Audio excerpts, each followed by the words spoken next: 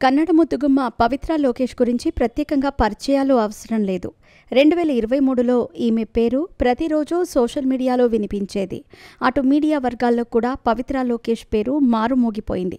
టాలీవుడ్ నటుడు నరేష్తో ప్రేమాయణం నడిపిందని వార్తలు వినిపించాయి. అంతేకాదు, ఇద్దరు ఒక హోటల్ రూమ్లో కనిపించారు.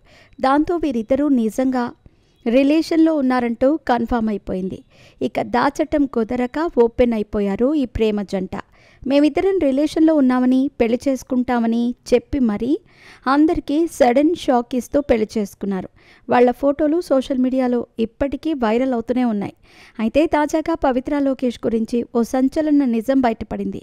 అసలేంటో ఒకసారి వివరంగా తెలుసుకుందాం. తెలుగు సినిమాల్లో హీరోయిన్కు, హీరోలకు తల్లిగా నటించి మెప్పించింది పవిత్ర లోకేష్. ఈమె నిజానికి కన్నడి అయినా కూడా తెలుగు వరుస సినిమాలు చేస్తూ ఫేమస్ అయ్యింది. గతంలో సినీ నటుడు నరేష్తో స్క్రీన్ షేర్ చేసుకుంది. స్క్రీన్ మీద భార్యాభర్తలుగా ఉన్న వీళ్ళిద్దరూ నిజ జీవితంలో కూడా భార్యాభర్తలవ్వాలని అనుకున్నారు.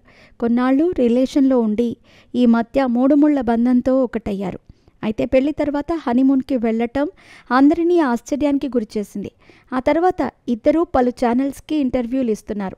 తాజాగా పవిత్ర లోకేష్ ఓ ఇంటర్వ్యూకి అటెండ్ అయ్యారని తెలుస్తోంది.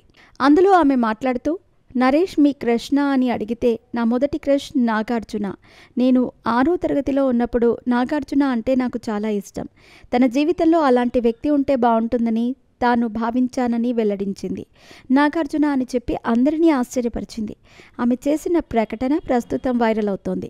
నాగార్జున తర్వాత ప్రకాష్ రాజ్ని చూసినప్పుడు తనకు కూడా అలాగే అనిపించిందని పవిత్ర అన్నారు.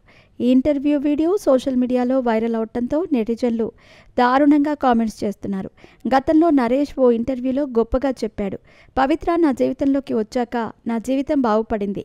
టైటానిక్ ఓడ ఒడ్డుకు చేరినట్టయింది. ఇప్పుడు నేను చాలా సంతోషంగా ఉన్నాను అంటూ చెప్పాడు.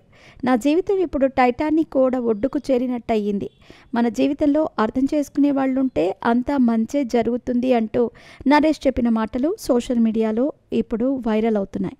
ఇక వీరిద్దరూ ప్రస్తుతం వరుస సినిమాలతో బిజీగా ఉన్నారు. నరేష్ ఈ మధ్య ప్రధాన పాత్రలో పలు సినిమాల్లో నటించారు.